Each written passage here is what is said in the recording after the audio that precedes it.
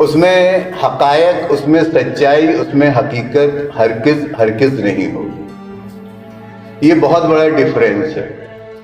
تو بہرحال اللہ نے انسان کو جو پروگرام کیا ہے،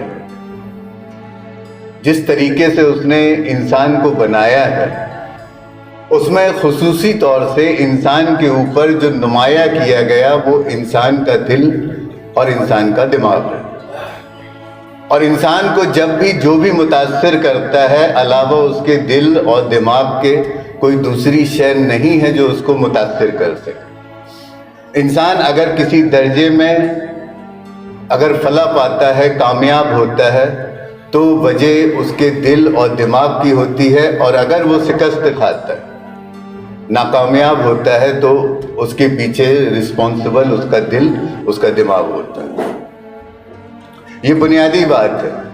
اللہ جب بھی آپ سے کلام کرے گا، جس درجے میں بھی کلام کرے گا، جس طرح سے بھی کلام کرے گا، چاہے وہ پس پست کرے یا کوئی ارسال کرے، وہ جب بھی آپ سے کلام کرے گا آپ کے قلب کے ساتھ کرے گا۔ اور اس کو وہ قلب کہا ہی اس لیے جاتا ہے کیونکہ وہ آپ کے دل اور دماغ کا جوڑ ہے۔ نہ اللہ آپ کے دل کو چھوڑتا ہے اور نہ آپ کے دماغ کو چھوڑتا ہے، نہیں تو توازن بگڑ جائے گا۔ اور آج جو ہمارا توازن بگڑا ہوا ہے اس کی وجہ ہی یہی ہے کہ ہمارا دل کہیں ہے اور ہمارا دماغ کہیں ہے، دونوں میں کوئی تال میل نہیں ہے۔ دل کچھ کہہ رہا ہے اور دماغ کچھ کہہ رہا ہے، یہی تضاد ہے۔ فَإِن تَنَازَعْتُمْ فِي شَيْءٍ، کہ اگر کسی شے کے متعلق تم کوئی تنازع پاؤ تو تنازعات ہمارے اندر پیدا کیسے ہوں گے؟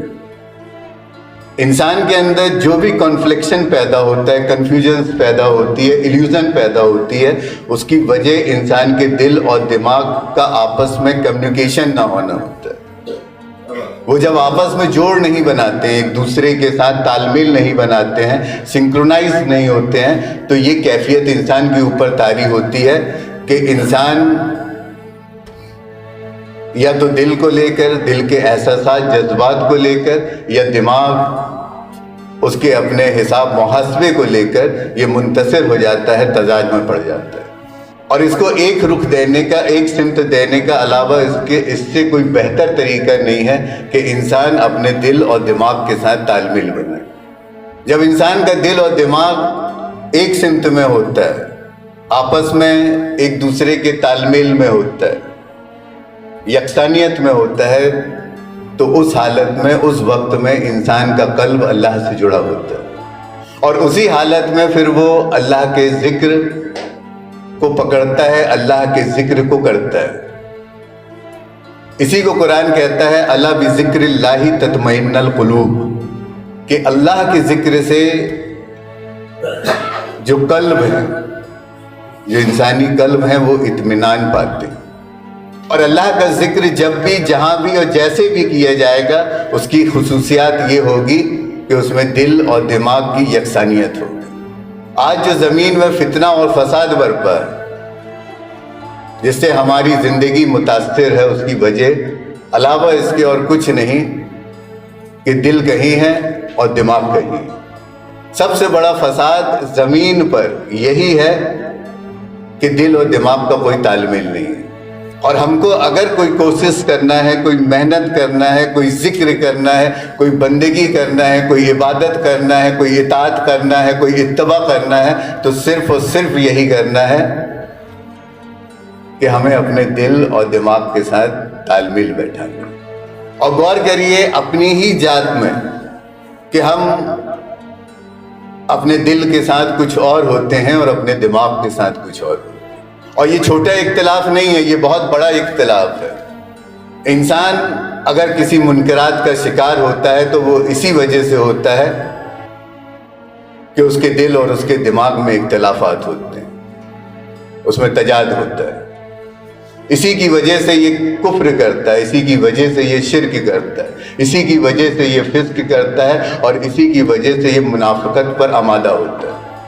اور کوئی بہت بڑی بات، بہت بڑا میٹر نہیں ہے۔ لقد یسرنا القرآن للذکر، اللہ نے آسان بنایا۔ اللہ نے اس بات کو اس تعلیم کو، اس تربیت کو، اس پڑھائی کو جو اس نے آپ کو پڑھایا ہے، جو وہ آپ کو پڑھاتا ہے، یہ آسان ہے اگرچہ آپ ذکر کرنا چاہو تو یقیناً یہ آسان ہے۔ اور ذکر کے لیے بہت کچھ ہمیں کہیں دور جانے کی ضرورت نہیں ہے، بہت کچھ کرنے کی ضرورت نہیں ہے۔ خود اپنی ہی ذات پہ، اپنی ہی نفس پہ ہم کو تھوڑی سی غور فکر کرنے کی ضرورت ہے کہ ہم کسی چیز کو سنتے کیسے، دیکھتے کیسے، سمجھتے کیسے ہیں، اور جو ہمارا سننا، دیکھنا، سمجھنا ہے وہ حق بجانب ہے یا نہیں ہے۔ اگر ہم یہ غور فکر کر پائے تو ممکن ہے کہ اللہ کی مدد ہمیں حاصل ہوگی اور ہم اپنی اصلاح کر پائیں گے، اپنا تزکیہ کر پائیں گے۔ تو جیسا کہ قرآن کہتا ہے الا بذکر اللہ تطمئن القلوب، اب یہ بات بالکل 100% ہے، منٹو سے یہ حق ہے۔ اگر اللہ کی طرف سے یہ بات آ گئی کہ الا بذکر اللہ تطمئن القلوب، تو اب اس بات کا کوئی رد عمل ہو ہی نہیں سکتا، ہے ہی نہیں۔ اور اگر ہمارے قلب کو سکون نہیں مل رہا ہے، اگر ہمارا قلب ٹھہراؤ نہیں لے رہا ہے، اگر ہمارا قلب جماؤ نہیں لے رہا ہے، اس کا مطلب ہم اللہ کے ذکر سے جڑے نہیں۔